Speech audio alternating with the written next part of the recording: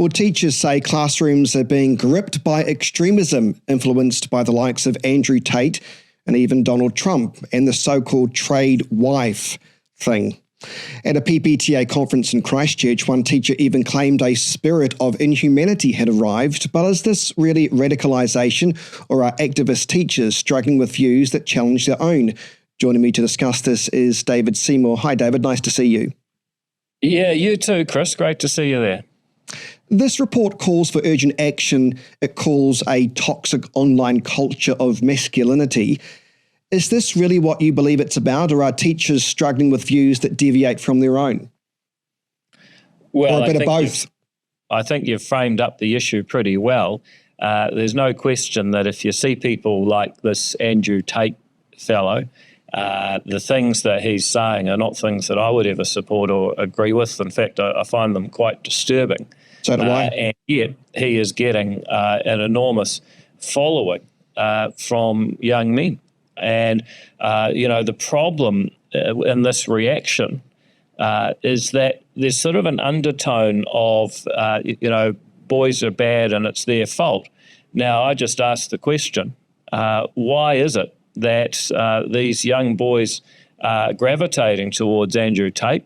Well, if the attitude of your teacher is you're fundamentally bad and someone else comes along and says, no, you could be good if you behave like this, then I'm not surprised. And I think what's really required is just a bit of reflection on, well, why is it that boys do so badly academically? If it was any other group, there'd be a commission of inquiry and there'd be we've got to take a good hard look at ourselves. Why is this group oppressed and failing academically? And then ask yourself, well, if Andrew Tate is seen as the best option, why haven't teachers provided a better option for these boys to follow? That's the question. Not, they're all bad, push them away further. But how is it possible that this guy's become their best option? One teacher blames social media for radicalisation, but I wonder, could this actually be a backlash to progressive school curricula pushing students towards figures like Donald Trump or Andrew Tate? Well, I certainly know there's a lot of cases, and I hear it from parents of boys who really feel they've been piled on and marginalised and told they're bad people for basically being boys. And that, I think, is a big part of the problem. Not saying that they're always innocent, that they don't do things wrong, but there seems to be a number of cases. I was hearing from a parent just last night about this. So, look, I think let's just be honest about it. It's a bit of both. There's some unacceptable behaviour, but then ask, well, why are these young people gravitating towards such awful figures? What alternatives have they been offered in the classroom? Apparently not very attractive. A teacher said classrooms aren't ideological battlegrounds, and I thought that was an interesting point to make, yet he was photographed in the Christchurch press wearing every activist badge you could think of. Isn't there irony in that? Well, I just look at the Aotearoa New Zealand History's curriculum, which basically cast New Zealanders as victims or villains according to a script written long before they were born.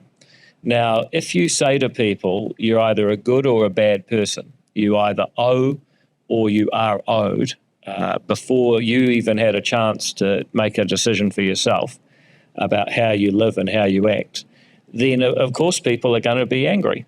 So that curriculum, by the way, is being reviewed and fixed, and that's an ACT Party coalition commitment in the government. So we're very happy about that. But clearly there are people who are pushing an ideological barrow and using education to do that. And we've all seen them in our own educational experience. You see it with students who say, look, I have a choice. I can write what I believe or write what the lecturer wants, when the true answer should be, so long as you defend your position well, you'll get the same grade regardless of what your position is. But we know a lot of people have had to write an essay or whatever. No, that's not true. It's interesting you say when you are changing the curricula, for better or worse, depending on your interpretation, I suppose. And I did note it, I'm trying to find it now, I can't find it now. One of the slideshows or screens at the PPTA meeting, obviously it's a dig at the government's new way of doing things. Described it as recolonisation of the curricula. I mean, when you've got terms like that, I mean, to me, that is out the gate. Well, it shows that this postmodern ideology, which is best described in James Lindsay and Helen Buttrose's excellent book, Cynical Theories, which is just kind of an armchair guide to how this idea of postmodernism, there is no reality, there's only perspectives. If you criticize someone's perspective, then you are criticizing them. So you can't have a debate about the facts. That's where this all comes from. It's this ideology that there are a whole lot of people with different perspectives, and because there's been lots of oppression in the past, we have to listen to oppressed perspectives, and therefore, if you start saying, no, actually you've got to do reading, writing and maths for an hour a day and learn a knowledge-rich curriculum with actual science, then these people react and they say, oh, that's oppression, that's colonization, you're forcing one view on another when there's many truths and many perspectives. That's what they're thinking. And they are caught up in an ideology rather than just saying, okay, what basically works? Science, Enlightenment values, the idea that you have empirical observation of the world and then you use reason and logic to get to a conclusion. Those are the things that work and have been proven to work because they've doubled life expectancy around the world since we had the Enlightenment.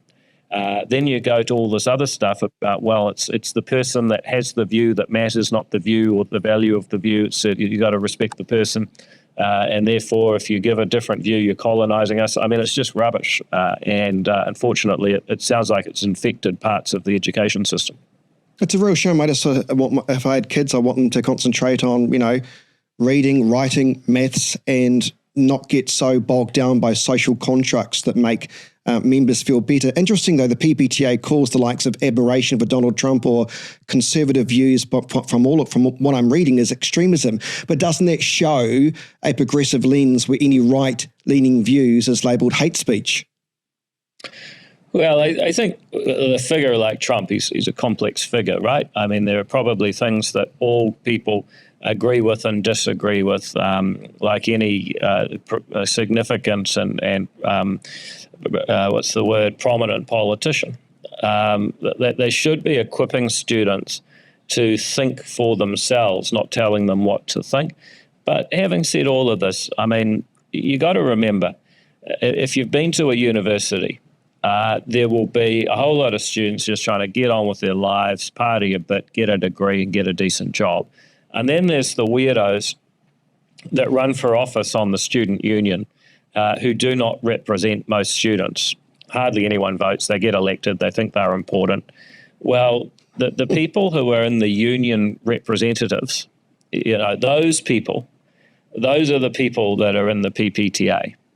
These are the sort of unusual people in the teaching profession. So I think we've also just got to remember that there's tens of thousands of good teachers out there who don't want anything to do with this crap and are actually really supportive of what the government's doing, giving a knowledge-rich curriculum, which is worth learning from and allows you to actually set yourself up for a future. And I can tell you, having just been in Canterbury visiting a few businesses, I mean, I visited an engineering shop where they said, look, we have students come in here and they don't know what pi is. We asked them, what's pi? What number is it? And instead of saying, well, it's 3.1416, or they say, they literally don't know. And these are kids with university entrance. So you think about it like the world is getting more complicated. The pay increase for being skilled and talented will increase because if you can direct AI and other technologies, you can do more. But if you don't have that basic knowledge, then the world is going to be a much tougher place than it has been before. I just think, if all the time that the teacher unions spend distracted by all this other stuff is letting down the next generation. I want to briefly move on to the Prime Minister's ranking in this latest business survey, 15th in the business survey, with doubts over the economy. What do you make of that? Where is Christopher Luxon going wrong? Look, I actually don't make much of it because my own personal experience of that mood of the boardroom thing, like I used to, these are really smart business people. They've got deep insights into the New Zealand economy, and they're really careful to analyse the different policies, and, obviously they think hard about stuff. And then I looked at it and I thought, well, 2019, I got like 2.2 or something. I was like, almost as bad as Chloe Swarbrick is now. And then in 2021, I think it was, or maybe 2022, I was the top person in mood of the boardroom, like all the politicians in the whole country. I was number one. And then, in the last couple of years, I've dropped down again, not as far as I was, but I've dropped down.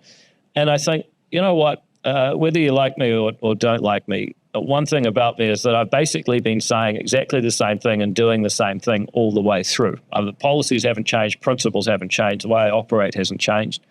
So what's going on here, these guys really are just ordinary people with nice job titles who are just as fickle and ebb and flow with the trends as anyone else. So, I think it's interesting. Of course, I listen to what they're saying. I listen to everyone.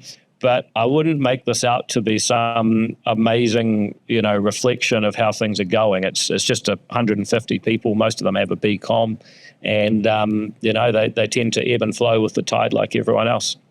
Fair enough. Hey, just briefly, David, calls for a law pause in the Republic of Ecan. I know you've been in Canterbury dealing with issues that farmers have on Ecan. What's your take on things as they stand today? I mean, I was speaking to Matt Ducey last week, and he was saying it's time to get rid of Ecan. Very strong with his words. Are you as strong as that?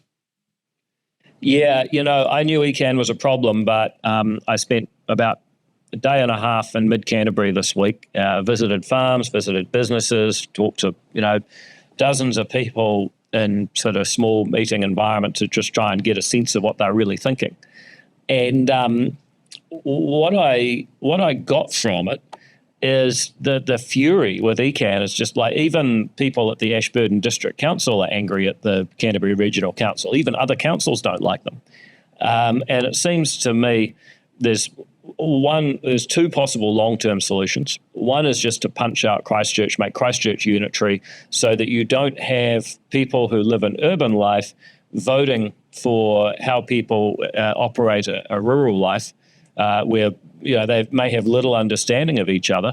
And on the other hand, you could just get rid of that whole middle layer of regional councils and make every council unitary. So either punch out Christchurch, make every council unitary, get rid of the regional council completely. There are arguments for and against either of them, but I became convinced that actually change is needed and is urgent.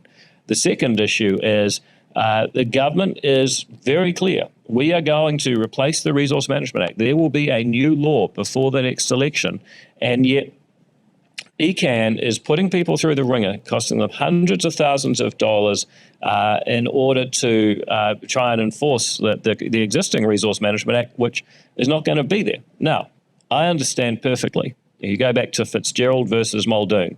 Muldoon announced that there was no more compulsory super, and he got taken to court, and he lost because actually Parliament is the lawmaker in New Zealand, not a politician's announcements, and Parliament hadn't changed the law. The court told Muldoon, mate, if Parliament changes the law changes. It doesn't change just because you say it changes. So I understand that we can't just tell Ecan how to behave. But man, I look at their behaviour and I think they cannot have the best interests of the people of Canterbury at heart. They are not applying a common sense public servant approach. They are applying a dictatorial bureaucratic approach, and it needs to stop. So look, first of all, careful how you vote in the next election. Tony Severin is standing for Act Local, and I really hope she gets up because she's an experienced MP, and I know what she believes, and she'll be effective at stopping a lot of this rubbish. Second of all, I think that the government probably in a second term, if the people give us another term, is going to have to legislate to fix the problem permanently. In the meantime, it would be helpful if ECAN could actually find some humility and some sense of public service and say, we will not force people to renew.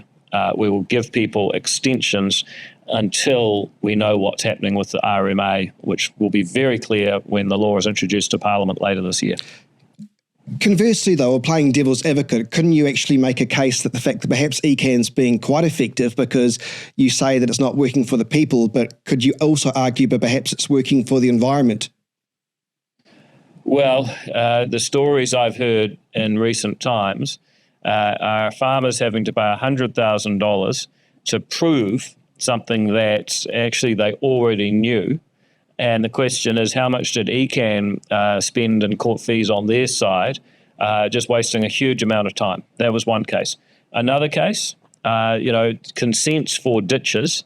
It costs more to get consent for a ditch than it does to actually plant some trees around it and soak up the nitrates that way. So, they're busy declaring a nitrate emergency. The farmers want to get on with stuff, but farmers are all petrified and pausing because of the regulatory uncertainty visited on them by ECAN, and it's actually stopping them doing environmentally friendly stuff. So I'd love to agree with you that, well, go ECAN, the farmers don't like it, but they're defending the environment. Actually, they're just pissing off everybody for no good reason.